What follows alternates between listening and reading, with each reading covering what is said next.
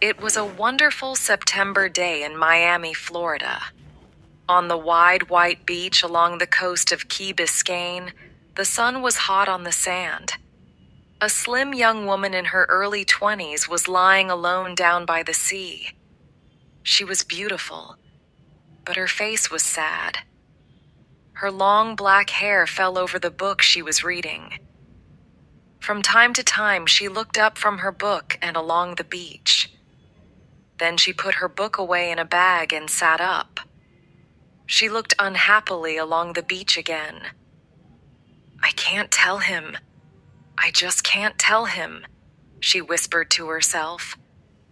The sea was flat, calm, and clear, and the weather was hot. It was too hot to work, too hot to play, too hot to drive into Miami to meet up with friends, and it was too hot to stay at home. The wide green streets of Key Biscayne and the parking lots of the tall white buildings were almost empty in the burning sun. Everybody was at the beach. Groups of friends lay on the sand, talking, laughing, and listening to music. Some were playing ball games. Others ran into the water to swim. Families with fat babies and sunburned children lay under the palm trees that grew along the beach. Mothers watched carefully as their children ran down to the sea to play in the warm, shallow water. And at the far end of the beach, across the water, the tall white buildings of Miami stood out against the clear blue sky. At the far side of the beach, a narrow path ran between the tall white apartment buildings. It joined the green streets of Key Biscayne with the wide white beaches. A tall, good-looking man about the same age as the woman was coming down the path. He was wearing a t-shirt and jeans, and his arms and face were brown from the sun. At the end of the path, he stopped under the palm trees and looked out across the beach. "Ikemi!" he shouted. "Max!" The woman stood up and waved. "I'm here! Over here!" He saw her, smiled, waved back, took off his shoes, and came running towards her over the sand. He sat down beside her and moved over to kiss her. "Max, don't. Don't? Don't kiss you? Why not? What's the matter?" he asked. Ikemi looked away from Max. "I'm sorry, Max. I'm so sorry, but we have to talk. There's something I have to say to you. I wish I didn't. I really wish. Ikemi, what's the matter? What's going on? Tell me." Ikemi reached down and picked up a small stone. "It's my father," she said slowly. "He doesn't want you and I. He says we're getting too serious. He says—" Ikemi did not finish what she was saying. Max took hold of her shoulders and looked into her eyes. "Ikemi, tell me, what does your father say?" "Oh, Max, he says I have to stop seeing you. I can't see you anymore." "Stop seeing me? But he can't do that." Max looked at Ikemi in surprise, but she looked at the stone, turning it over and over in her hands. "Ikemi, look at me. What's going on? Why does your father want you to stop seeing me? What's the matter with me? What have I done?" Ikemi threw the stone into the beautiful, clear water. She turned and looked at Max. "It's not what you've done, Max. It's who you are." "Who I am? What do you mean?" "You're American, Max. I know it's difficult for you to understand, but my father does not want me to date American men. He says there are too many differences between us, between Japanese and American people, between the way we live and the way we think." "What? You can't be serious," said Max. "How on earth can your father say that? Your mother was American. He married her, didn't he? He married an American. How can it be all right for him to marry an American but not for you? It's crazy. Ikemi looked away. I don't know, Max. I just don't know. But I do know that he isn't going to change his mind. Max shook his head. Ikemi, I don't understand. You don't agree with your father, do you? Come on.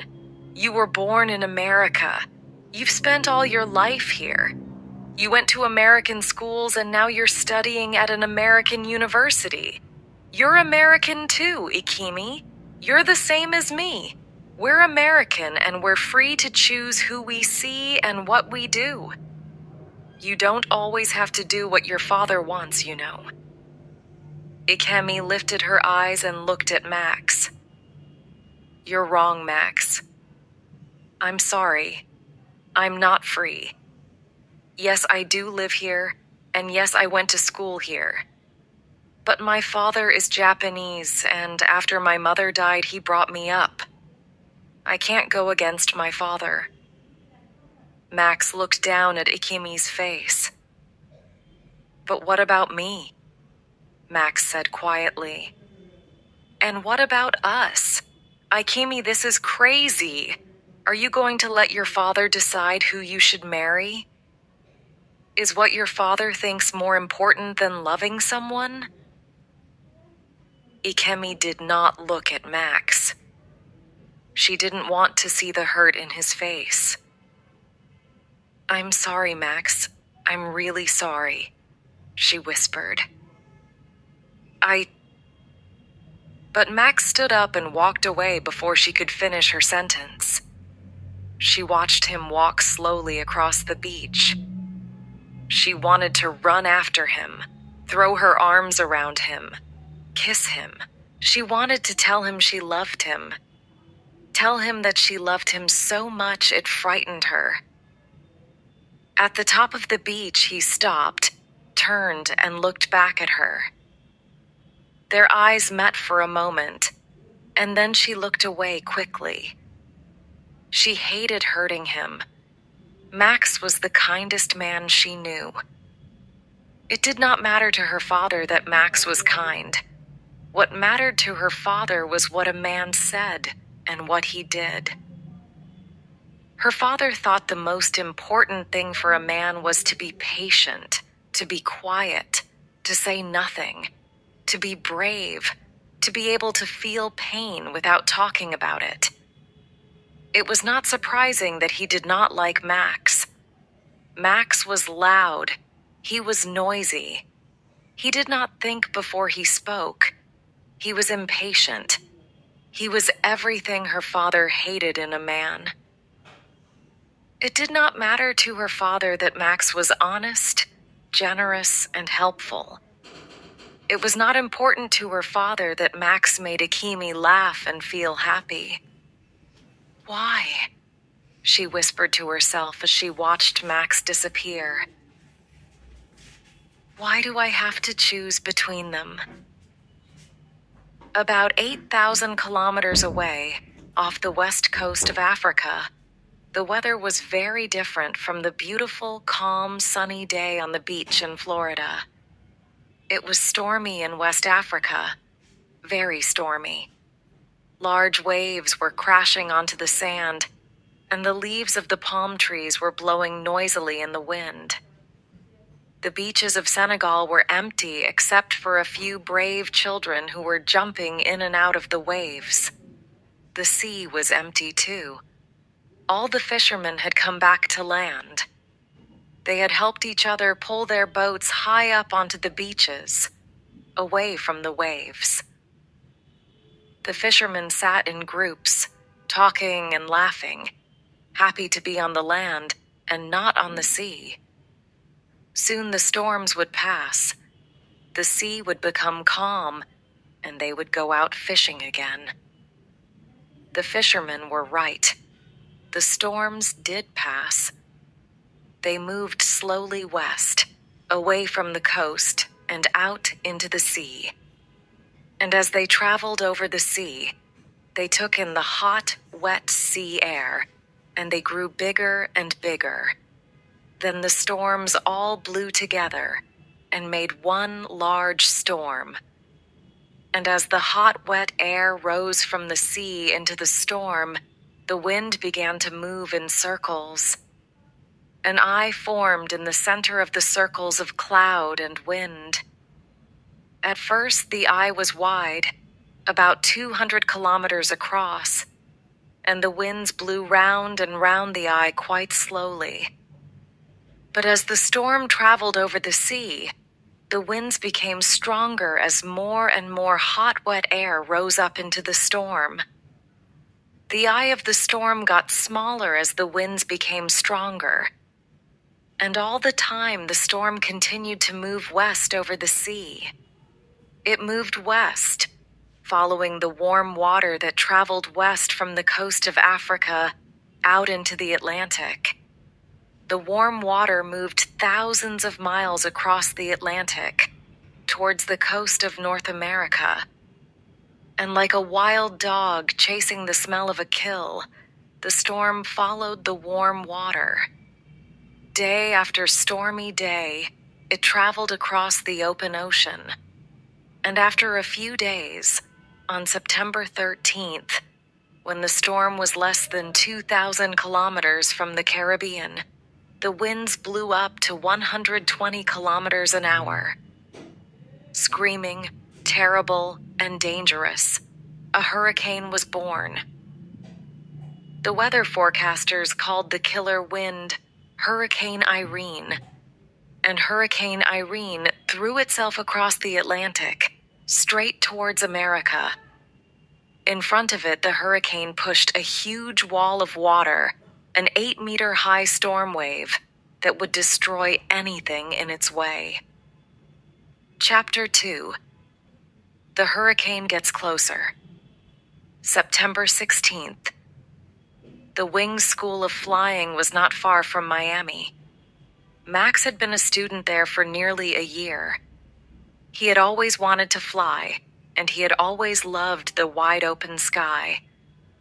As a small boy, he loved watching the clouds during the day and looking at the stars at night.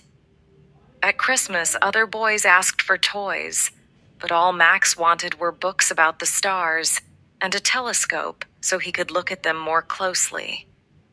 He spent night after night on the beach with his telescope, looking at the stars and learning their names. When other boys were playing tennis or going sailing, he stayed at home to study. He needed really good grades to get into flying school, and in the end, his hard work was worth it. He was top of the class at high school, and the flying school accepted him immediately. And after all those years watching the sky, Max was able to fly right up into it. It was like a ride into another world, a new and empty world that was clean and beautiful, like a world that had only just begun. But right now, Max felt terrible, and even the thought of his next flying lesson didn't help. It was lunchtime, and he was sitting in the school cafeteria, looking unhappily out of the window at another beautiful sunny day. He could not stop thinking about Ikemi. He could not understand her. He had thought that she really liked him. He had thought that maybe she even loved him. And now, suddenly, she didn't want to see him again. Her father was more important to her than he was, and that hurt him badly. He decided, unhappily, that the best thing to do was to forget her and get on with his life. But how could he get on with his life? Each minute of the day he thought about her, and each time he thought about her, it hurt him. One of Max's flying teachers, Ross Peters, sat down next to him. Max was one of Ross's favorite students. He was intelligent, serious, hardworking, and very quick to learn. Everyone liked Max. If anyone needed help or advice, they asked Max. Ross Peters looked at Max's unhappy face and smiled at him. "What's the matter, Max? Not hungry?" he asked. Max shook his head. "No, sir, no, I'm not." The teacher looked closely at Max. "Is there anything I can do to help?" Max shook his head again. "No, it's okay, thanks. I'm okay." Ross Peters began to eat his lunch. He had never seen Max look so unhappy before. "Did you hear about the hurricane out in the Atlantic, Max?" "They say it's a big one." Max nodded. "Yeah, I heard something about it on the radio." "I used to fly a hurricane hunter," Ross said. Max looked at his teacher in surprise. "You flew a hurricane hunter? A plane that chases hurricanes? Wow. What's it like, flying into a hurricane?" Ross Peters thought for a moment. "Well," he said slowly, "it's a lot more fun and a lot more frightening than the biggest Disney ride you've ever been on. There you are, flying along, and you know you're going to meet a wall of wind coming towards you at anything up to 200 kilometers an hour. And as well as the winds coming straight at you, there are all the winds inside the hurricane which are going up and down like elevators in an apartment building." He smiled. "But once you get inside the eye of the hurricane, it's amazing. There's no wind. The sky is a beautiful blue, and the sun shines. It's hard to believe there are killer winds all around you." Ross looked at his watch and got up to go. "By the way," he said, "are you busy after school? I'll be working on my seaplane, the Manatee, again, and I could really use some help. I've started painting her now, and I'm hoping to get her finished by the end of the week." Max looked happier. "Yes, sir. I'd love to help. I'll come down and see you there after school." Just then, the music on the radio stopped. The room went quiet as students and teachers stopped talking to listen to the weather forecast. And now for a hurricane warning. Hurricane Irene, with winds up to 260 kilometers an hour, is traveling towards Cuba. Antigua, Nevis, Puerto Rico, the Dominican Republic, Cuba, and the coastal areas of southern Florida are under hurricane watch. The forecast ended, and everyone began to talk at once. "A hurricane. Wow. Do you think it will hit us? Do we need to leave the area?" asked one student. "I don't think so," Ross Peters replied. "We get up to 30 hurricane warnings every year and nothing usually happens. Hurricanes often change course. It's very hard to tell which way they'll go. I don't think this hurricane will reach us." In a small apartment in Key Biscayne, Ikemi was also listening to the hurricane warning. She turned off the radio and looked thoughtful. Her father had gone fishing yesterday evening. As usual, he went alone. As usual, he had only taken a cooler full of beer and a couple of loaves of bread. Ikemi sometimes tried to give him fruit, or cheese, or cookies to take onto the boat, but he never wanted it. Hiru was a good fisherman. He always came home after a night or two with the cooler empty of beer, but full of tasty, fresh fish. "Ikemi, how about sushi for lunch?" he always shouted as he came into the apartment. Ikemi always ran out to meet him and look at the fish he'd caught. Then he left his fishing things in the hall and carried the cooler into the kitchen. He tied a scarf around his head like a sushi chef in a Japanese restaurant, and together they cooked the rice and cut up the fish. Sushi was Ikemi's favorite meal. Ikemi decided it was too soon to start worrying about her father. She went over to the window and looked out. It was another beautiful, calm day. I'm sure he'll come back by this evening, she said to herself. He'll hear the hurricane warning and he'll come straight back. He won't stay out all night with a hurricane coming. She packed her books and checked the time. She should go to school. She had a class in an hour. There was nothing she could do. He'll be back soon, she said. She picked up her things and left the apartment. Soon she was driving into Miami and parking in the school parking lot. She hurried. She didn't want to be late for her class. At the same time, a long way out to sea, Hiru was having a good day. It was wonderful weather for fishing. The sea was calm, and the sky was cloudless. He had caught lots of fish already. He opened a beer and continued to watch his line as it disappeared into the water. Maybe today he'd catch a really big fish. He certainly felt lucky. He took a long drink of the cold beer. Life was good. Since the death of his wife, Hiru had spent most of his free time on the sea, fishing. He had bought the boat a year after she died. She had died slowly, little by little. It was a bad death, and the pain of it had almost destroyed him. He was left alone with Ikemi. For a long time, Ikemi was the only person he could talk to. He turned his back on family and friends who tried to help him. He did not answer the door or the telephone. He only wanted to be left alone. He did not want sad-faced people sitting in his house telling him how sorry they were. He did not want kind neighbors bringing nicely cooked food for him and the child. He did not want friends to put their arms around his shoulders and tell him that the pain would get better in time. He did not want the pain to get better. The pain was important to him.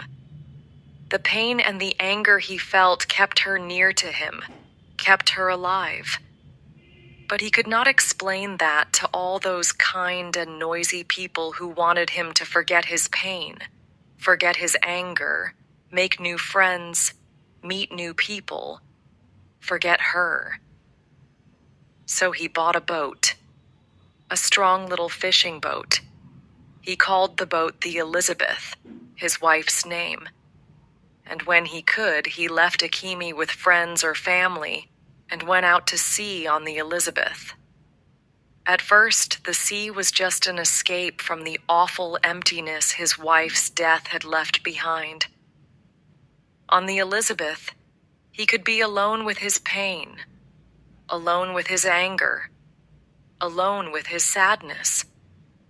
It was only here, far from all those too friendly, too loud Americans, that he could find peace. And little by little, the pain and the anger left him. The stillness of the sea on calm days made him feel better. The waves on stormy days made him wildly happy. And the bite of a fish on the end of his line made him forget his pain. And so it was that the sea saved him. But now, years later, he needed the sea as much as ever. He needed to fish. He respected the fish he caught. He respected them because they were brave, they were clever, they were strong, and they fought hard. They fought hard, they fought long, and they never stopped fighting until they were out of the water and no hope was left. Hiru respected the fish he caught a lot more than he respected the Americans he did business with. He did not really understand Americans. Hiru often wished he had gone back to Japan after Elizabeth had died. But by then, Ikemi was already doing well at her American school. She had friends, a beautiful place to grow up in, and she spoke English much better than Japanese. Hiru had taken her to Tokyo a few times, but she didn't like the crowded, narrow streets, the noise, the food. the long, boring evenings with her Japanese cousins.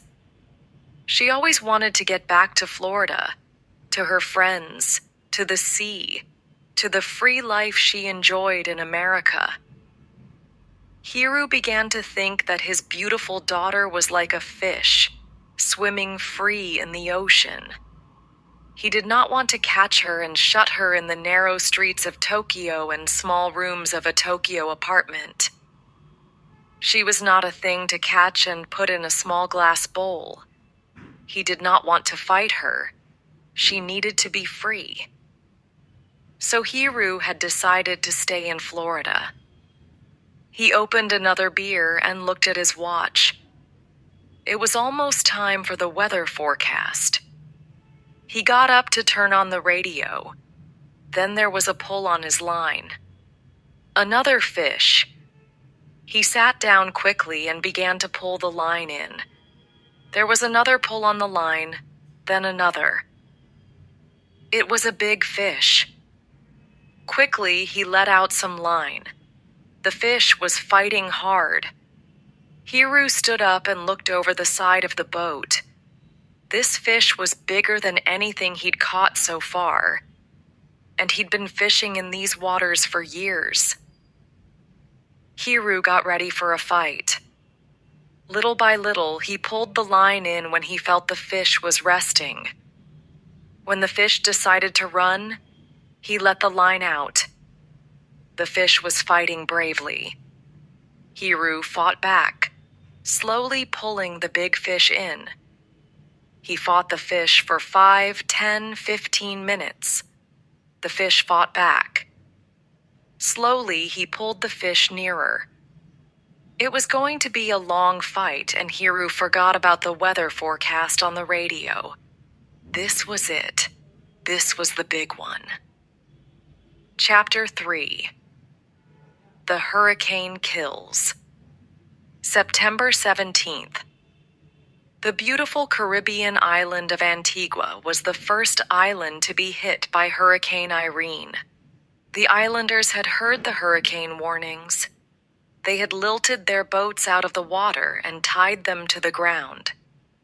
They had put shutters, heavy pieces of wood, in front of their windows to stop the storm from breaking the glass.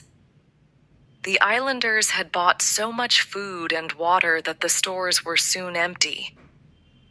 They knew that the hurricane might destroy the island's gas stations, and that after the hurricane had passed, there might be no fresh water for days. They had put gas in their cars and water in their bathtubs. Most people living close to the sea packed their valuables, their children, dogs, and cats into their cars. They closed and locked their homes and went to stay with friends or family in safer parts of the island. Vacationers in coastal areas were not happy when their hotels were closed, but they had no choice. They were taken to stay in hotels higher up on the island where the storm waves could not reach them. A group of 20 Americans on a week sailing vacation in the island also knew about the hurricane. They brought their boat, the 40-meter wave dancer, into Nelson's dock and tied it up to the jetty. They went into the town to find a hotel, but all the hotels were closed because of the hurricane. There was nowhere for them to go, so they returned to the boat for the night. Wave Dancer was large and heavy, and they thought they would be safe. After all, they were tied up to the jetty in shallow water only a few meters from land.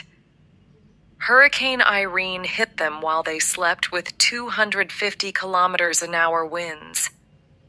The 8-meter storm wave broke the strong lines holding the boat to the jetty. It lifted the boat up like a toy and turned it over like a piece of paper. Then it dropped the boat. The boat broke up like an egg dropped on a hard floor. All 20 people on the boat died. Ikemi had not slept much during the night. Her father had still not returned.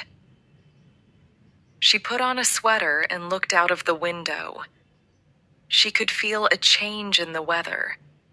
The sky was cloudy and gray, and the leaves of the palm trees were moving just a little in the light wind. The air felt different. It was colder. She checked the time and turned on the radio. Hurricane Irene hit the island of Antigua during the night, and more than 40 people have died. Many coastal towns were destroyed, and thousands of people are homeless. Heavy rains from Irene are continuing to fall, and winds have reached 274 kilometers an hour. If Irene does not change course, the hurricane will pass over the Dominican Republic and the island of Cuba within the next 24 hours, and the coast of Florida in about 48 hours. People should leave coastal areas until the storm has passed. Suddenly, Ikemi felt very worried. Where was her father? Why hadn't he come back? She tried to call him on his cell phone, but he didn't answer. Maybe he's working on the boat at the marina. He just forgot to call me to tell me he's back. She left the apartment and went down in the elevator and out into the parking lot. She got into her car and drove a few kilometers down the main street of Key Biscayne before taking a side road. The side road led through some palm trees before reaching a marina full of boats. The marina was busy, and some people were taking their boats out of the water. Please be here, thought Ikemi, as she hurried to the place where her father kept his boat. But the boat was not there. Ikemi's father was still somewhere out at sea. I'm sure he'll hear the hurricane warnings on the radio, she said to herself as she drove slowly back to the apartment. But she was not really sure that he would. She knew that he did not always turn the radio on when he was fishing. I need peace and quiet to catch fish, he always said. Hiru was not getting much peace and quiet in the boat. He had seen the weather changing early in the day. The beautiful blue sky began to cloud over, and the wind began to get stronger. It was no longer warm. Maybe it was time to go home before the wind got any stronger. But this was the best fishing ever. The cooler was full, and he was catching more and more. The fishing was so good he could not stop.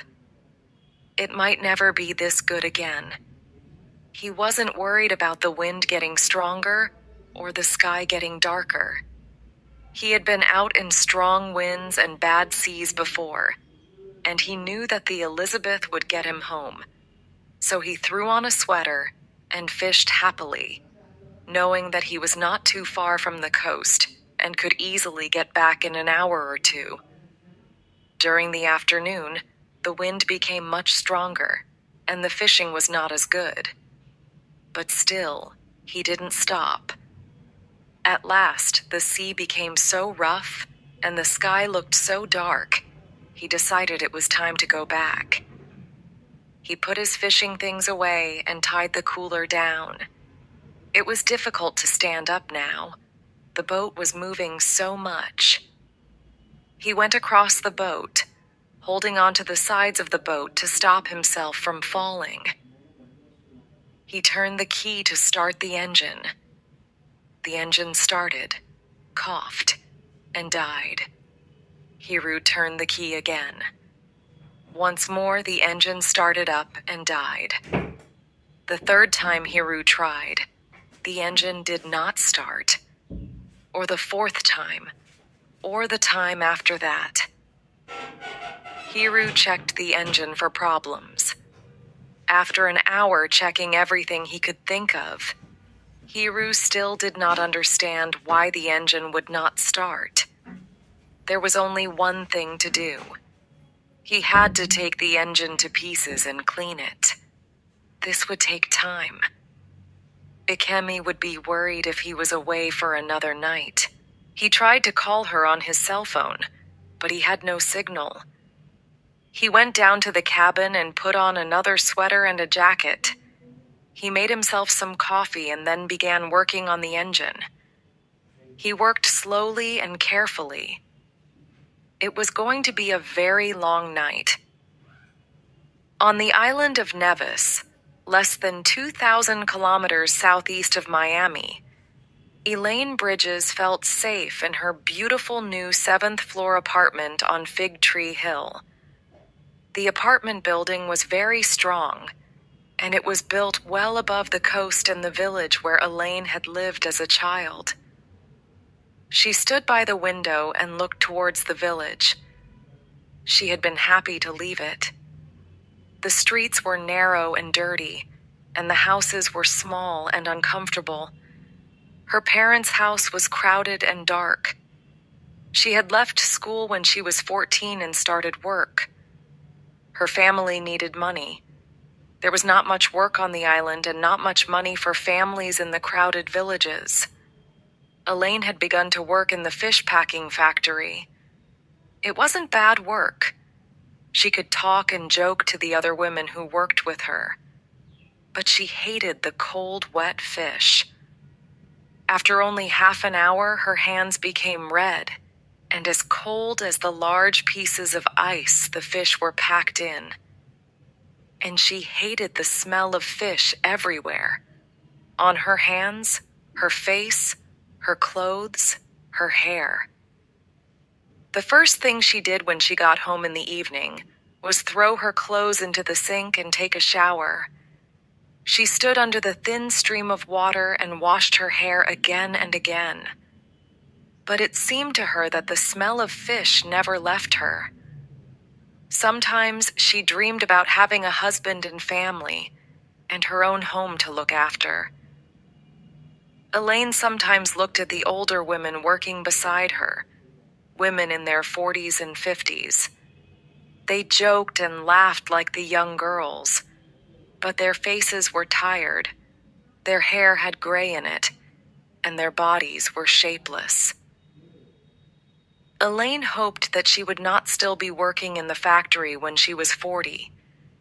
She hoped she would meet a rich and handsome man who would take her away from the factory and put her into a beautiful apartment. But it was difficult to find men like that. Then she met Rick. Rick was a school teacher, 12 years older than she was and not very handsome. But his face was kind, and he had a good job as principal of the nearby school. She had agreed to marry him, and now her dream had come true. Here she was living in this lovely new apartment with 2 beautiful baby girls born just 6 days ago. She smiled. She turned away from the window and put on some water to make tea. She made 2 cups, added lots of milk and sugar, and carried 1 cup into the living room. Rick was outside on the narrow balcony of the apartment where they used to sit in good weather. He was putting the storm shutters over the windows. It was a difficult job in the narrow balcony in the strong wind, and he dropped one of the shutters with a crash. "Shh, quiet, honey," she shouted through the balcony door. "Don't make so much noise. You'll wake the babies." Rick picked up the shutter and shouted back, "If those babies can sleep through the noise of this wind, they can sleep through anything. What do you want me to do? Wait until they wake up." Elaine looked out over the island. It was raining so hard she couldn't even see the sea, but she thought she could hear the wild crashing of the waves above the noise of the wind. "Well, no, honey. The hurricane might hit any time. You want me to wait for the babies to wake? We should have left the island 2 days ago for somewhere safer. But no, you said the babies were too young to travel. You said it would be too difficult to move them. You said you didn't feel well enough to leave the apartment. You said we'd be fine with the storm shutters up. Then everybody else goes to stay someplace safe. And here we are with one of the worst hurricanes in years coming straight for us. And you say I'm making too much noise? Elaine took the tea back to the kitchen and then went into the baby's room to see if they were awake. She was happy to see they were still asleep. Elaine couldn't understand how they could sleep through the noise of the wind and the rain. Such lovely babies. Only 6 days old and so beautiful. Little hands, little faces, little heads of soft black hair. She looked round the room. It was painted yellow, with yellow and white curtains. There were pictures on the walls, and pretty painted furniture stood around the room. The little beds were painted different colors, and there were 2 little cupboards for the babies' clothes. Well, her babies were going to be the best dressed, best loved, cleverest babies in the Caribbean. She walked over to the window. It was getting windier, and some of the palm trees looked like they were almost touching the ground. Yes, the wind was much stronger now than a few minutes ago. She put her hand on the window and could feel the glass moving backwards and forwards in the wind. She couldn't believe it. How could the glass move in and out like that without breaking? "Rick!" she shouted. "Rick, come here! Put up the shutters here!" But just then the hurricane hit the building, which shook it as if it had been hit by a train. "Rick!" There was no reply. Only the horrible screaming noise of the wind and horrible loud noises coming from the building itself. She ran over to the balcony door, but she could not see Rick. Dear God, the wind has blown him off the balcony, she thought. The rain was falling so heavily, and the sky was so dark that it could almost have been night. Then, at the far end of the balcony, she saw something move. It was Rick. He was on his knees, with his arms around the metal rails of the balcony. His head was down, and the heavy storm shutters had blown out of his hands. "Rick!" she screamed again. Rick began to pull himself along the balcony, head still down, holding onto the rails. Halfway along the balcony, he stopped. She could see he was tired. The wind was blowing harder than ever. A huge piece of metal, probably the roof of a house, came flying up into the air. It flew straight at the balcony and crashed against the rails. Then the piece of metal fell, taking with it some of the rails and the wall of the apartment below them. There was nothing to stop the wind blowing Rick off the balcony. He had stopped moving. She wondered if the metal had hit him.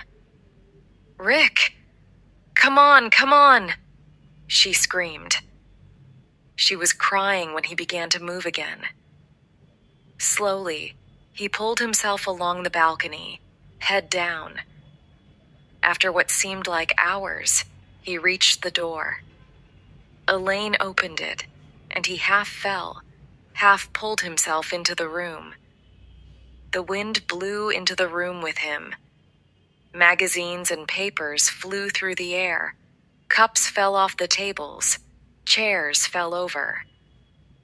"Help me shut the door."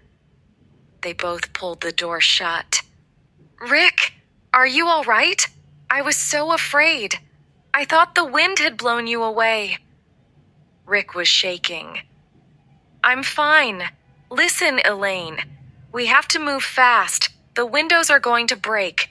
Quick, get the babies. Get into the bathroom." Elaine picked up the babies and they ran into the bathroom. It was a small room with no windows. Rick shut the door and locked it. Dear God, please look after us," whispered Elaine as she sat on the floor with the babies in her arms. The noise was terrible, and it was getting worse. Screaming like a wild animal, the wind threw itself at the building, shaking it like a dog shakes a rabbit. Then came a loud crash as the window of the baby's room broke, and another soon after as the living room window followed. The wind screamed into the apartment, and they could hear the furniture crashing against the apartment walls. They heard the television crash to the floor and the sound of breaking glass as the hurricane destroyed the kitchen. The wind blew under the bathroom door and the shaking got worse. It was like a wild animal in the apartment was trying to kill them. Then suddenly the lights went out and they were in darkness. Elaine screamed and the babies began to scream too, both at the same time. "Rick! It's going to get us! We're all going to die! We're going to die!" Chapter 4. In the Marina, 18 September. In the apartment, Ikemi turned the radio off slowly and sat down. There had been another hurricane warning. The hurricane was only 24 hours away now, and still her father had not returned. She felt sick and terribly afraid. This hurricane was a killer. Winds of 274 kilometers an hour would destroy anyone and anything.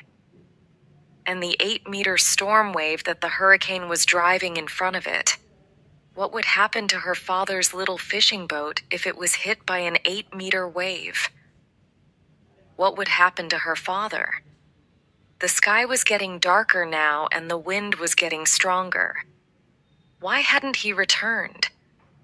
What had happened? He was alone in his boat, somewhere out at sea, and a hurricane was coming. Maybe he was hurt. Maybe the engine had broken down. Maybe he was in some other kind of trouble. Maybe. She got up, threw on some clothes, and drove to the marina. The roads were very busy. People were leaving the island, planning to stay away from the coast until the hurricane had passed. In the marina, all of the boats were out of the water, and most were tied down safely. One of the men who worked in the marina was tying down the last boat. He saw Ikemi and stopped for a moment. "Hi, honey. What are you doing here? You should be going somewhere safe. There's a hurricane coming."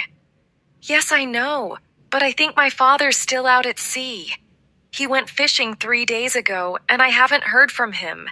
He hasn't come back. Please, we've got to send somebody to look for him. He's in trouble, I know he is." The man shook his head. "You aren't going to find anybody to go out with a hurricane coming," he replied. "You haven't got a chance. Everybody has their boats out of the water by now. You just get going now." He turned back to his work. "But I've got to find him." Ikemi took hold of the man's arm. "I can't go and leave him out there. Please, we have to go and look for him." The man began to sound impatient. "Listen, honey, I'm losing time. Your dad's got a radio on the boat. There have been hurricane warnings every hour. He must have gone someplace else, like Boca Raton. He sometimes fishes up there, doesn't he? So he just went to the nearest safe place. He'll be fine. You'll see." "The radio! Can I use the radio in the marina office?" she asked the man. "Can I try to radio him on that?" "If you want," he answered. "But you'd better hurry up. When I've got this boat tied down, I'm going to lock up and get out of town." The man turned his back to her and went on with his work. Ikemi ran across the parking lot and into the office.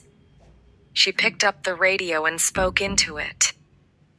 "Elizabeth, Elizabeth, Elizabeth, This is Biscayne Marina. Biscayne Marina. Over. There was no reply. She tried again. Elizabeth, Elizabeth, Elizabeth. This is Biscayne Marina. Biscayne Marina. Over. Still there was no reply. The horrible silence over the radio made her feel worse than before. What had happened? Why hadn't he come back to land? She put the radio down and went slowly back to her car. The wind was getting stronger, and the waves were getting bigger. The sky was getting darker. She got into her car with a feeling of terrible, sick hopelessness. Just at that moment, her cell phone rang. She picked it up quickly. "Hello, Daddy? Daddy? Is that you?" There was silence for a moment. Then she heard Max's voice. "No, it's me, Ikemi. It's Max. Are you okay?" No, I'm not. "What's the matter? What's happened?" Max asked. "It's Daddy. He went out fishing 3 days ago. He hasn't come back. I can't get anyone to help him. The hurricane will be here soon. Oh, Max, I'm so worried. I feel sick and I don't know what to do. Where are you? Ikemi, tell me, where are you?" "In the marina. Wait for me there. Don't go anywhere. I'll be there in 10 minutes. Don't worry, we'll find him," Max said. Ikemi put her phone away in her bag, put her head in her hands, closed her eyes, and cried. A few minutes later, she heard the sound of a motorcycle stopping beside the car. She looked up and saw Max. She ran to him and threw her arms around him. "Max! Oh, Max! Thank you for coming. I'm so happy to see you." Max looked at his watch. "I came in 7 minutes. Not bad. It's a good thing I've got the motorcycle. The roads are impossible. Everyone is leaving the island." He took hold of her hand. "Come on, jump on. Let's go." "But where are we going?" Ikemi asked. "We're going to find your father," Max replied. Ikemi did not ask how he was going to find Hiru. She just knew that somehow he would. She got onto the back of the motorcycle. "Hold on!" he shouted.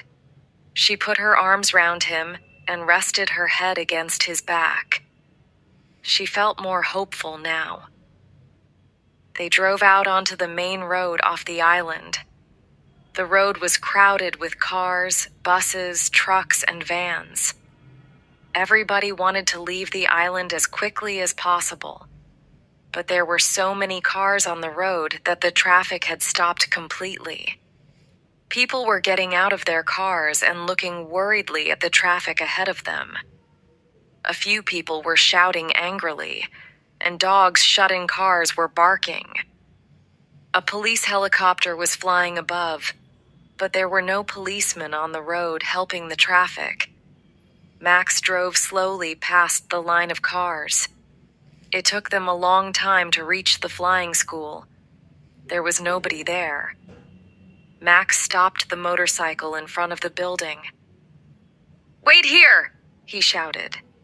He disappeared into the building and came out a few minutes later with some keys. "Off we go!" He got back onto the motorcycle, and they went down a narrow road behind the school building. "Where are we going?" shouted Ikemi. "You'll see," he replied. 10 minutes later, the road ended at a narrow beach. There was an old wooden jetty at the end of the beach, and beyond that, on the open water, was the oldest, dirtiest, ugliest seaplane Ikemi had ever seen. Max stopped the bike. "Ikemi, let me introduce you to the manatee. Isn't it beautiful?" Ikemi looked at the plane. "Max, are you sure that plane can fly?" Of course it can fly. I know it looks old. It's an old plane, but it's strong and heavy.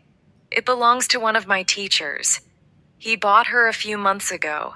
It needed a bit of paint and a bit of mending, and I've been helping him. But do you know how to fly it? Max took Akimi's hand and led her along the jetty. At the end of the jetty, he stopped and smiled at her. Don't worry, Akimi. We'll be okay. It may be an interesting flight, but if your father is still out there, we'll find him. And then we'll bring him back. Hiru was still at sea.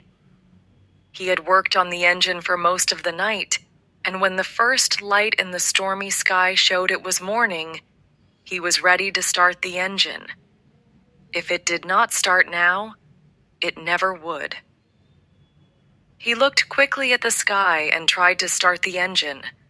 The engine turned once, twice, then died. He tried again. Once more the engine came to life, turned a few times, then died.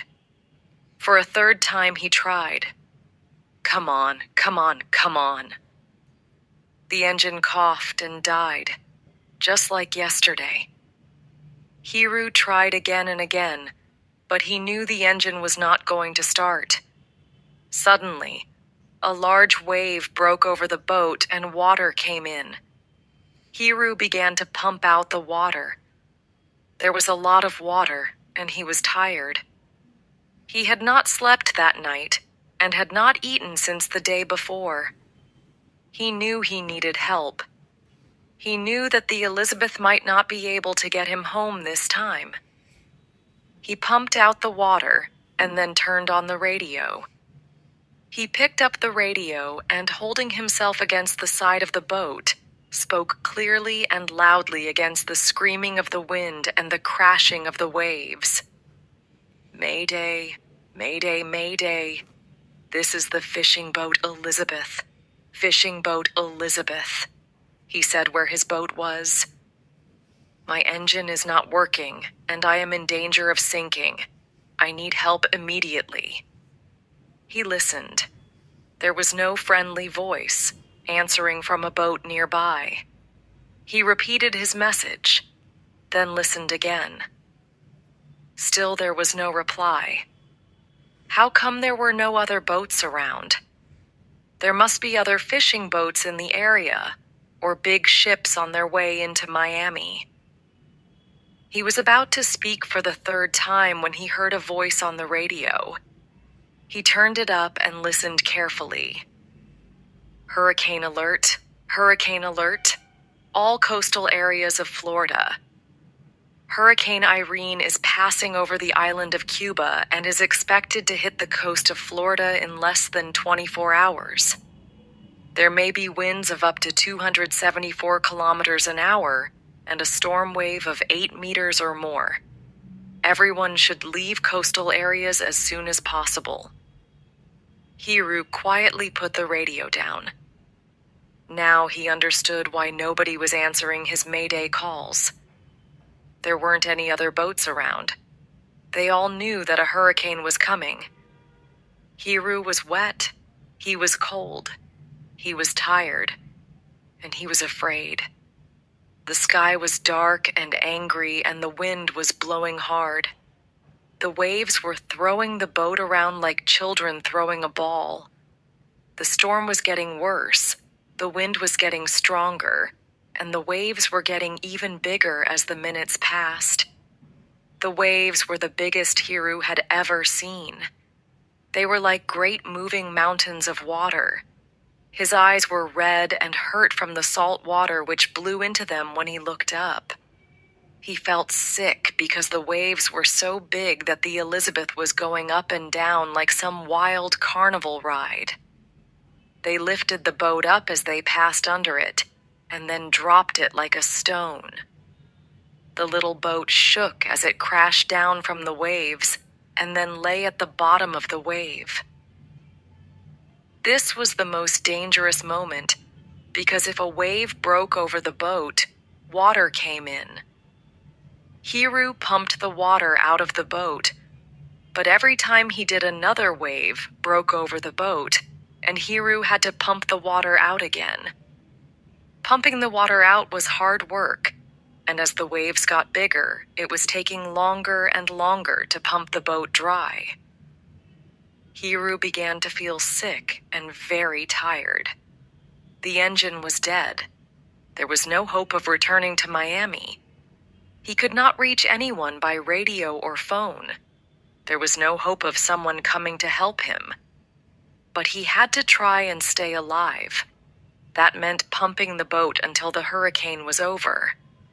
How long did hurricanes last? 2 days? 3? How long can I last?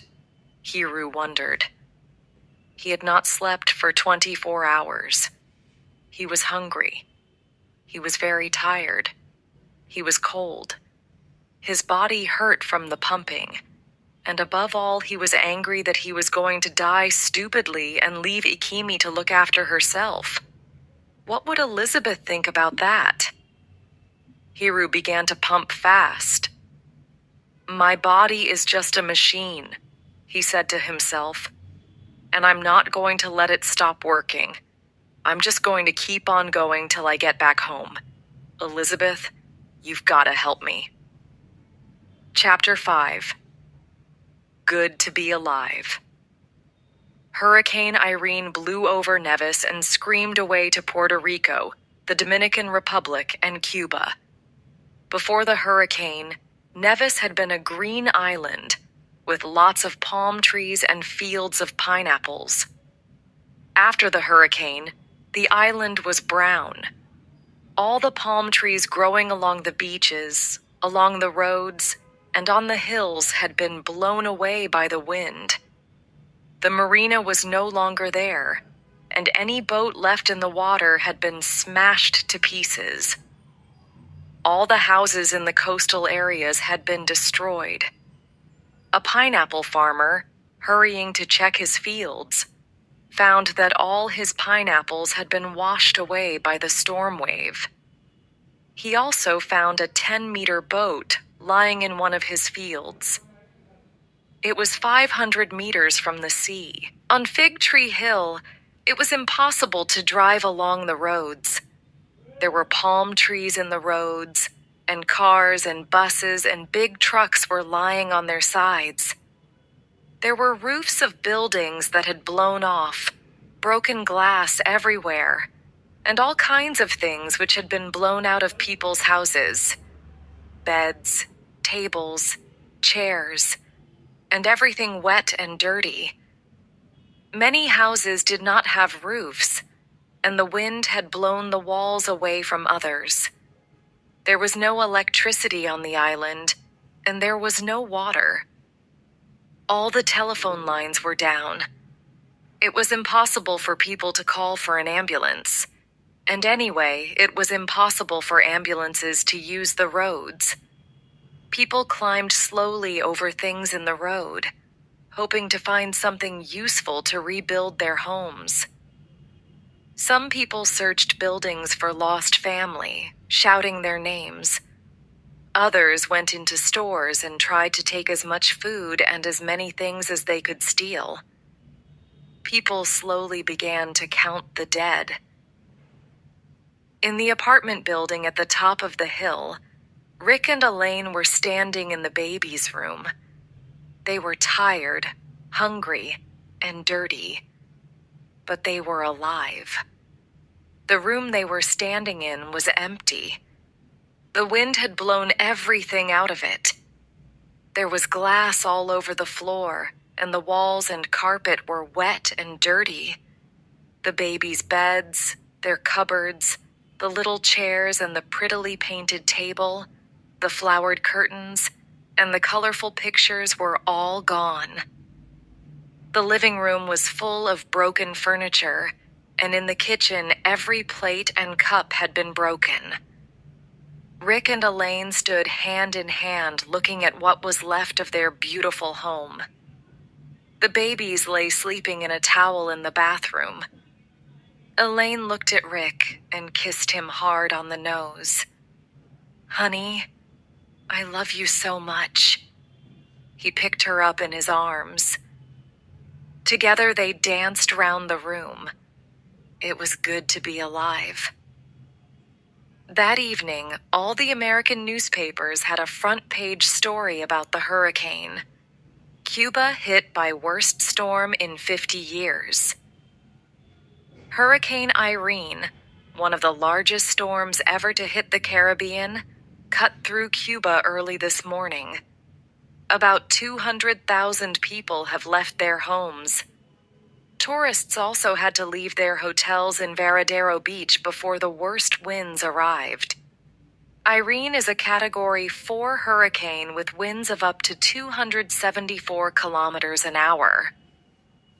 Weather forecasters are saying that Irene is now heading for the southern tip of Florida, which is under a hurricane warning.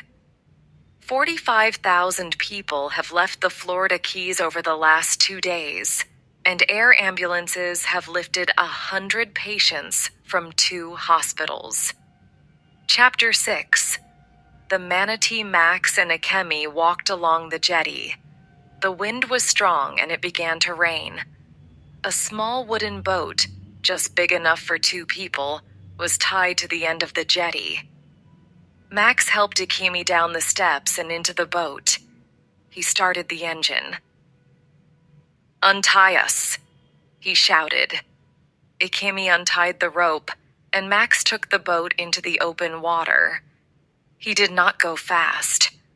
The wind was blowing against them, and waves broke over the little boat, and water came in. "Not far to go," Max shouted. "We'll be there in a minute." He kept his eyes on the waves and tried to take the boat through them. Akemi looked at the water in the bottom of the boat, looked at the waves which were getting bigger as they left the land behind, and then looked at the manatee. The manatee looked very far away. The boat was going very slowly, and a lot of water was coming in. Akemi began to throw the water out of the boat. A lot of the salty water blew back into her face and hurt her eyes, but she kept throwing it out. It came in faster than she could throw it out, and by the time it had reached the manatee, the boat was almost half full of water. It was raining hard now, and they were both wet and cold. "Quick, get inside." Max unlocked the door in the seaplane's side and helped Akemi climb inside. He followed and quickly shut the door. Inside the plane, it was much quieter. Akemi looked round. The inside of the plane was empty. There were only 3 seats at the front and a big yellow bag just behind them. "Why aren't there any seats here in the back?" Max was already sitting down and putting on his seatbelt. The plane was used as an air ambulance up and down the Keys. Max pushed the wet hair out of his eyes and began to look through some maps. He pulled one out. "Akemi, come and look." Akemi went up and sat in the seat next to Max. He showed her the map. "Look, this is where we are. This is Key Biscayne, and this is the marina. Now, where do you think your father might be?" Akemi looked at the map. There was a lot of water on the map, and not much land. She put her finger down east of Key Biscayne, about 15 kilometers out to sea. "He often goes around here." Her finger moved up the coast. "But he sometimes goes up the coast towards Boca Raton. He goes where the fish are." "And he didn't say where he was going?" Akemi shook her head. "No, he didn't." The wind suddenly hit the plane and shook it. "We'd better go," he said. "We haven't got much time. Okay, we'll go east from here for about 15 kilometers. Then we'll be going straight into the hurricane. said Ikemi. Max, are you sure you can fly this thing? What happens if we fly into the hurricane? Don't worry, said Max. Ross Peters taught me to fly the manatee. I've been up with him quite a few times. And as for flying into the hurricane, if a small light plane like a hurricane hunter can fly in storm winds, then a heavy old plane like the manatee will just sail through. Max sounded very sure of himself, and Ikemi felt better. And anyway, we've got a very nice life raft if anything goes wrong. He looked at the big yellow bag lying on the floor behind the seats. If we have problems landing the plane, drop it into the sea and jump in. There's water in there, chocolate, a light, a radio. Everything you need for a nice few days at sea. Ikemi wished he hadn't told her about the life raft. We're flying towards a hurricane in an old broken-down seaplane, and you think a life raft is going to make me feel any better? Are you crazy? Max held her hand for a second. Come on, put on your seatbelt, let's go. He started the engine. Are you ready? He turned to Ikemi. Are you going to be okay? He said. Ikemi nodded. I'll be fine, she said, and Max. Thank you. Max did not reply. He was taking the plane into open water for the takeoff. The heavy plane moved slowly because the wind and the waves were pushing it back. Come on, come on, come on, whispered Max. Ikemi shut her eyes. Then suddenly they were in the air. We're off, said Max. Ikemi looked through the window at the sea below. The clouds were very low and dark and the rain was heavy. It was very hard to see anything out of the window. We'll have to stay below the clouds, shouted Max, or we won't be able to see anything. Ikemi could not see very far. The sky was dark and the rain was falling heavily. The waves below were dark too, only showing white when they broke. This is impossible, she thought to herself. How can we find a little boat in this weather when we don't even know where it is? It was as though Max could read her thoughts. Don't worry, we'll find him, he said. And she believed him. And as the manatee began its journey east over the sea, Hurricane Irene was moving west. The hurricane left the broken island of Cuba behind and began to move over the water towards Miami. It brought with it great walls of cloud, heavy rain, and high winds. The great walls of cloud formed circles around the hurricane's eye. The eye was at the center of the hurricane. It was a place of calm and peace. As the storm passed, first came the screaming winds and the biting rains which destroyed everything they blew over. Then, as the eye passed over, the winds and the rain stopped. No wind blew inside the eye. There was bright sunshine and a warm blue sky. You might think that the hurricane had passed, until the wall of the hurricane hit from the other side. Sometimes the eye is as little as 6 kilometers wide, sometimes as big as 60 kilometers wide. The smaller the eye, the faster the winds blow round it. Irene's eye was only 15 kilometers wide, and the winds around the eye were screaming, killing winds of 274 kilometers an hour, blowing up waves over 8 meters high. Hurricane Irene moved slowly over islands, beaches, villages, towns, and the open sea. Nothing could stop it. Like a careless child, the hurricane picked up anything that lay in front of it, then threw it down. Houses, ships, trucks, roofs, trees, people, animals were all lifted up, then thrown down as Irene passed by. Chapter 7. The Last Call. Hiru stopped pumping the water out of the boat. There was too much water coming in. He was too tired and too cold. He had been pumping for several hours now, but every few minutes another wave broke over the boat. He could not pump fast enough. For the last few hours, he had stopped pumping every 10 minutes to make a mayday call on the radio. He heard the hurricane warnings, and he knew that the hurricane was only a couple of hours away. He knew the end was coming. The Elizabeth was strong, but not strong enough to go through a hurricane. The boat would break up when the hurricane hit it. Hiru knew this, but he did not really care. He was so tired that all he wanted to do was to lie down and sleep. He could not fight the wind and the waves anymore.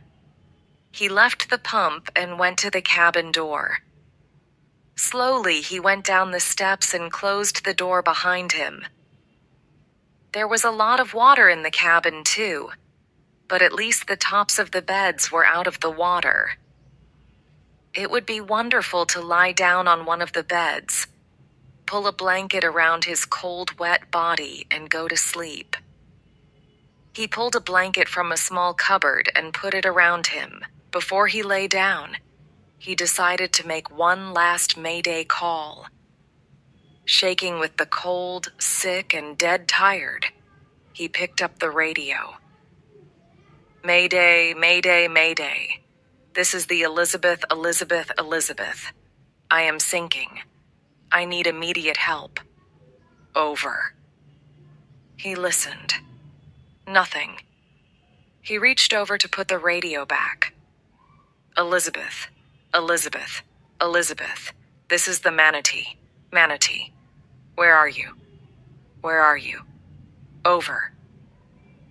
At first, Hiru could only look at the radio as if it had bitten him. Was he dreaming? Then he heard the voice again. Elizabeth, Manatee. Where are you? Where are you? Over. No, the voice was real. There was another boat out there. They would help him.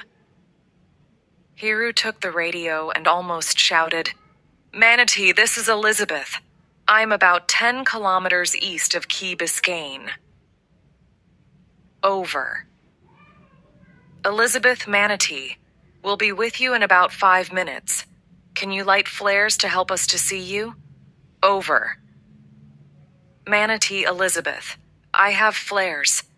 I will light them every 3 minutes, starting in 3 minutes. Out.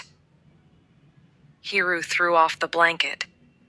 He did not feel tired anymore, or hungry, or cold. He found a box of flares in a small cupboard near the door of the cabin. Then he climbed up the stairs 2 at a time, opened the cabin door, and fell out onto the deck of the boat. The water came well over his knees, and the boat was sitting dangerously low in the water. He shut the cabin door, looked at his watch, and reached for the pump. By now the pump was underwater, but it didn't take long to find. He began to pump fast. Slowly, the water got lower. After 2 minutes, he stopped pumping and picked up the box of flares. He took one out and fired it up at the dark sky. A bright white light flew up into the sky over the boat. Suddenly, the dark sky turned bright. Hiru began to pump again, hard and fast. Another huge wave broke over the boat. He's still alive! He's still alive! Whispered Ikimi when she heard Hiru's voice over the radio. Hurry up, Max! Hurry up! Max did not say anything. It was very difficult to fly the plane so close to the water, and the wind was so strong it was hard to keep it straight. And now that he knew that Hiru was waiting for them, He wondered just how he was going to land on those terrible, huge waves below them. And even if they landed safely, how was he going to get close enough to the Elizabeth to get Hiru off the boat and onto the plane? And even if he did that, how was he going to take off again in the huge waves? It had been hard enough to take off in the much calmer water near the coast. Now they were out at sea and the waves were huge. Max suddenly felt very cold. He realized that if he tried to land, the manatee would break up. Both he and Ikemi would die, as well as Hiru. He felt sick. What could he say to Ikemi? Well, Ikemi, I'm terribly sorry, but I can't land here. It's too stormy, and I can't save your father, and I was mad to think that I could. But we can get a good look at the Elizabeth sinking from the air. Suddenly, through the rain, he could see a bright white light. Look, there it is. There's the flare. Over there. He's over there, shouted Ikemi. He looked quickly at her. She was smiling and her face was alive with hope. She seemed to be quite sure he was going to save her father. Max looked back out into the rain. How could he tell her that he had brought her here just to watch her father die? On the Elizabeth, Hiru heard the sound of an engine. Thank God. It was the boat. Soon he would be safe. The boat was coming to save him. He took out another flare and fired it. Great clouds of bright red smoke lit the darkness. He waved the flare. The sound of the engine got nearer. He looked for the boat, but could see nothing. Then, suddenly, out of the wind and the rain, a seaplane appeared. A plane? The pilot must be mad. He couldn't land the plane in these waves. It was impossible. Completely impossible. What was the pilot trying to do? Kill himself? Hiru stopped waving the flare. The flare died and he threw it into the waves. His hope died too. This was the end. He was going to die. As he flew the manatee towards the Elizabeth, Max could see Hiru quite clearly in the light of the flare. He could see that the Elizabeth was lying very low in the water. Large waves were breaking over the boat all the time, and Max could see that soon the boat would sink. There was very little time. Just then, a sudden strong wind hit the plane. Ikemi screamed. It took a few moments before Max was able to straighten the plane. By that time, they were flying over the sinking boat. Max saw Hiru stop waving the flare and knew what that meant. Hiru had realized that the plane could not land and save him. Ikemi, he shouted. Listen carefully and do as I say. It's too rough here to land the plane. We'll have to wait until we're inside the eye. But the boat's going to sink any minute. Yes, I know.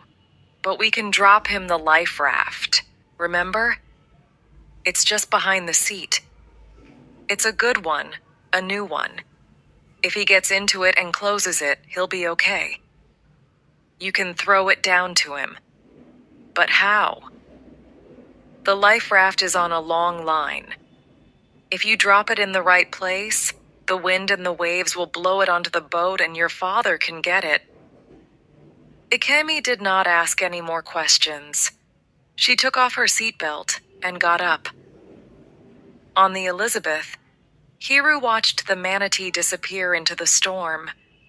Then, suddenly, over the radio, Elizabeth, manatee. Sir, can you hear me? Over. Hiru crossed the boat like a man in a dream and picked up the radio. Who the hell is this?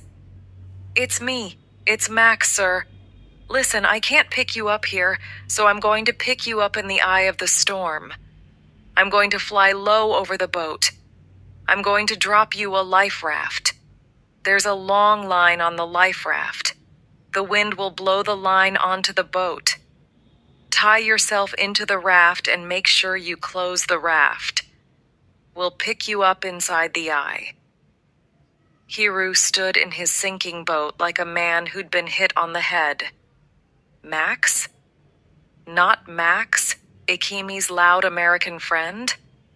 Max, who drove a motorcycle too fast, spoke too loudly, and was training to be a pilot at flying school. Hiru felt himself go even colder. Max had said, "We'll pick you up in the eye." Who was we? Don't let Ikemi be on that awful old plane with that crazy American boy in this terrible storm, please no. Max, is Ikemi with you? Listen to me. Fly back right now. Right now, do you hear me?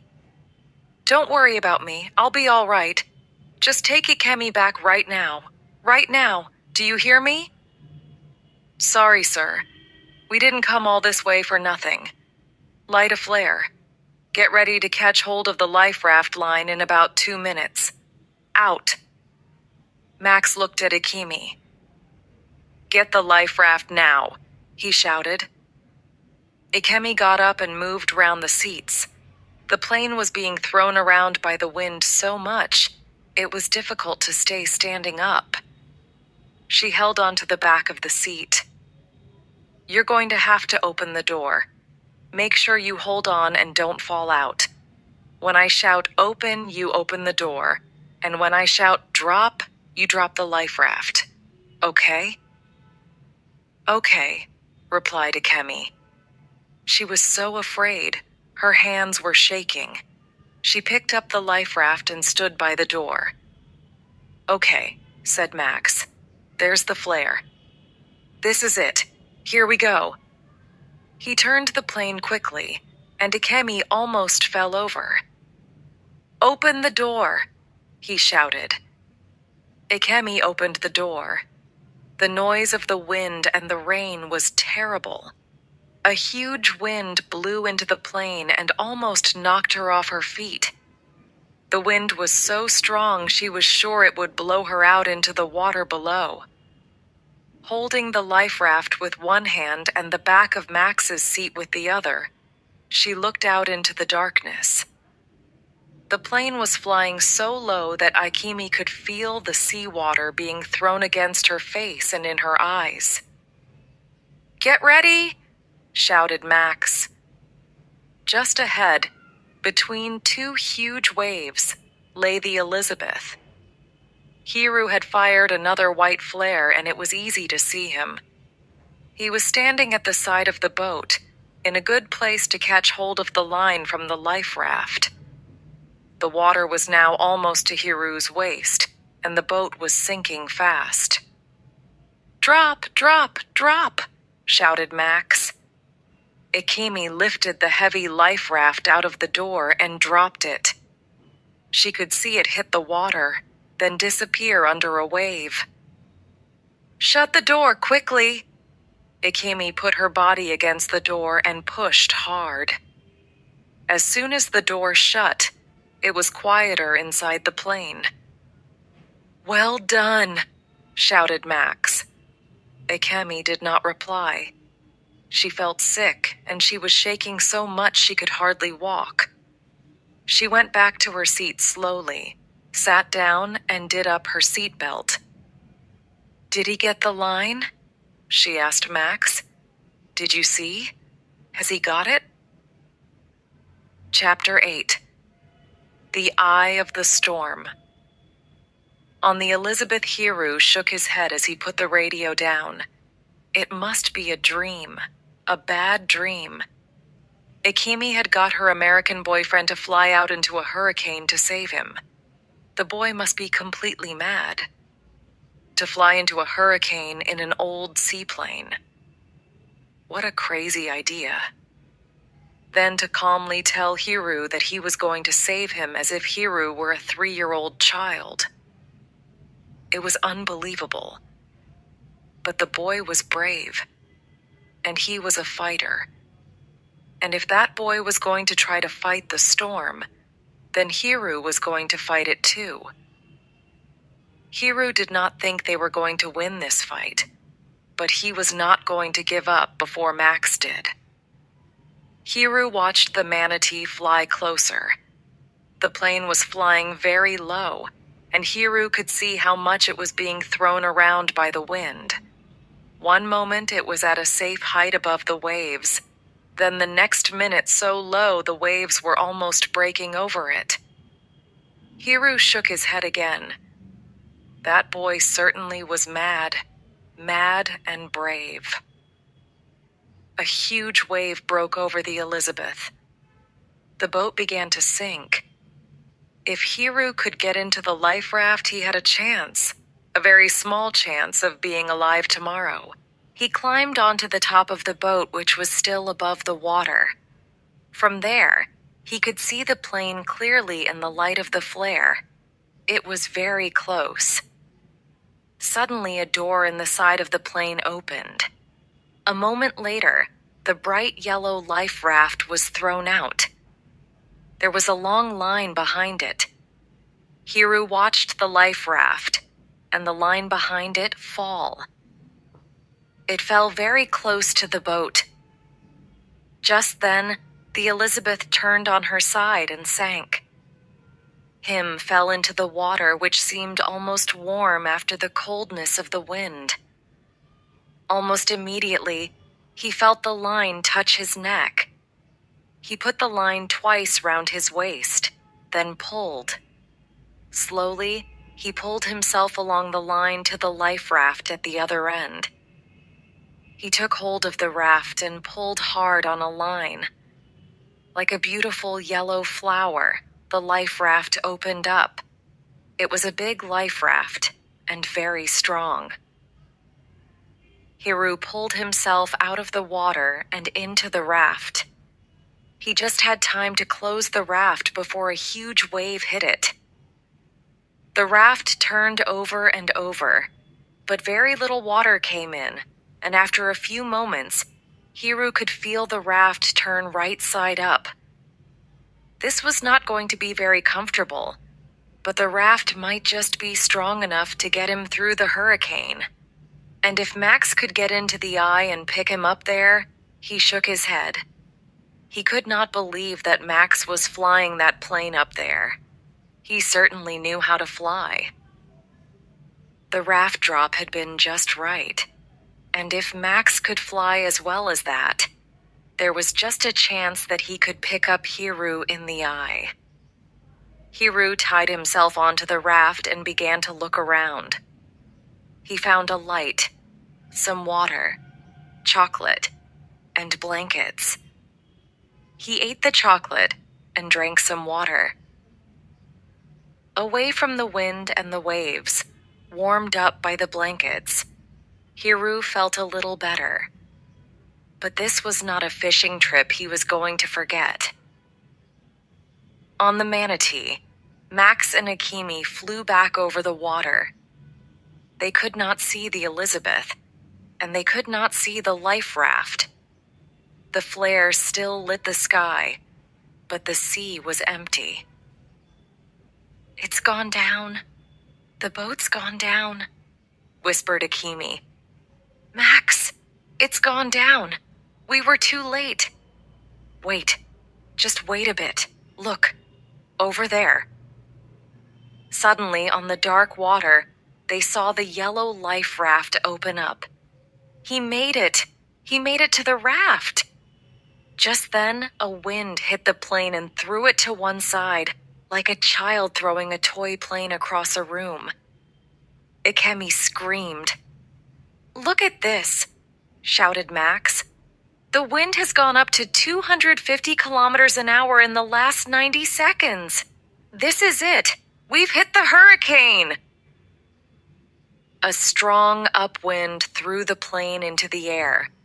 The height meter jumped from 200 meters to 1,300 meters in seconds. It was as if the plane was in a huge elevator, going up fast. Then just as suddenly, the plane began to fall like a stone. 1,000 meters, 800 meters, 600 meters, 400 meters. Ikemi watched the height meter fall. It fell so fast. "Max, can't you stop it? We're going to hit the sea." 300 meters, 200 meters. At 100 meters, Ikemi shut her eyes and put her head in her hands. Max was trying to pull the old seaplane out of the drop, but she was very slow. Come on," whispered Max. The height meter stopped going down at 50 meters. At last, the plane stopped falling. Max brought it back up to 200 meters. And suddenly, like a new world, they were in the eye of the storm.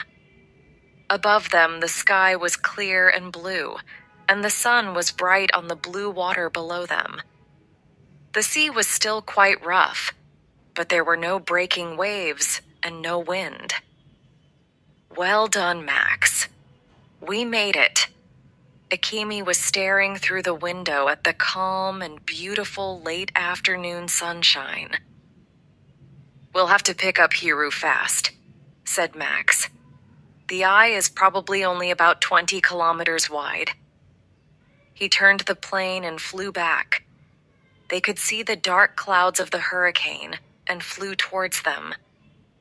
There was blue sea, blue sky, but no bright yellow life raft. "Where is he?" asked Ikemi. It was not raining, and she could see very clearly for several kilometers.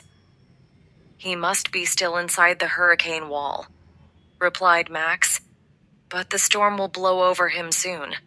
We'll see him any minute." Ikemi looked worried. But maybe the wind and the waves are pushing him towards the land.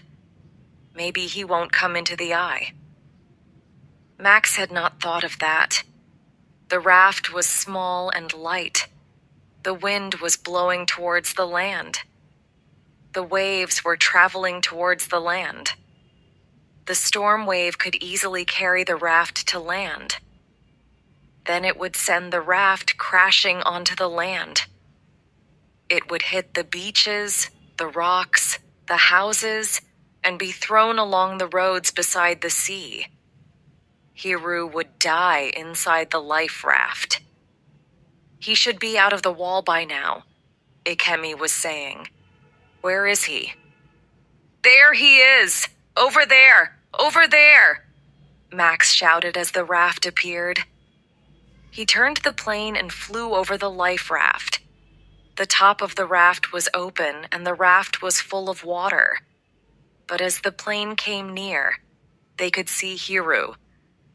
He was lying in the bottom of the raft, in the water. He was not moving. "Get ready to land," shouted Max. He had wanted to fly around the raft several times to decide how to land, but now there was no time for that. He flew round the raft once, and then brought the plane in to land. The manatee jumped a couple of waves, then hit the water. The plane stopped not far from the raft. The moment the plane had come to a stop, Max took off his seatbelt and put on a life jacket. He tied a line onto the life jacket and gave the other end to Ikemi. "I'll swim over to him. I'll tie him to the line and you can pull us in. We haven't got much time." Ikemi nodded. Her face was white. He jumped into the water and swam to the raft. Hiru's face and hands were cold and blue. Max put his face against Hiru's mouth. He was not breathing. Max looked back at Ikemi. She was standing very still by the door of the manatee. "Is he okay?" she shouted. Max did not reply. He pulled himself into the raft. He held Hiru's head back and began to blow air into his mouth. Hiru's lips were cold as stone. As Max blew air into Hiru's mouth, his chest rose and fell. Max put his face against Hiru's mouth again, but still there was no breathing. He looked quickly at his watch and continued the mouth-to-mouth. How long could he do this before the hurricane hit them from the other side? They had to be back in the plane and in the air before it came. How long did they have? How fast was the storm traveling? Was Hiru dead? If he stayed too long like this, then he and Akemi would die too. Once again, he stopped the mouth-to-mouth to see if Hiru was breathing. He looked quickly at Akemi. Her eyes were shut and her hands were together. As far as Max knew, Akemi never went to church and didn't believe in God. It didn't look to Max as if he had much choice. He could either bring Hiru back to life or die when the storm hit them again. What he could not do was bring Akemi the cold, dead body of her father. He began mouth-to-mouth again. "Max, listen! The storm's getting close. It's coming!" Max could already hear it, the noise of the storm. A few minutes ago, it was a soft whisper, but now the noise was loud and angry. "We've still got some time," Max shouted. Then Hiru coughed. It was the best sound Max had ever heard in his life. Max turned Hiru onto his side. He coughed again and was sick. Max untied the line that held Hiru to the raft and tied on the line that Akemi held. "Pull us in," he shouted. Akemi pulled. Max held Hiru's head above the water. They got back to the plane and Max climbed up. They both pulled Hiru into the plane. He was breathing easily now, and his face was not so blue. They lifted him into a seat and did up the seatbelt. Akemi threw her jacket over him and held his cold hands.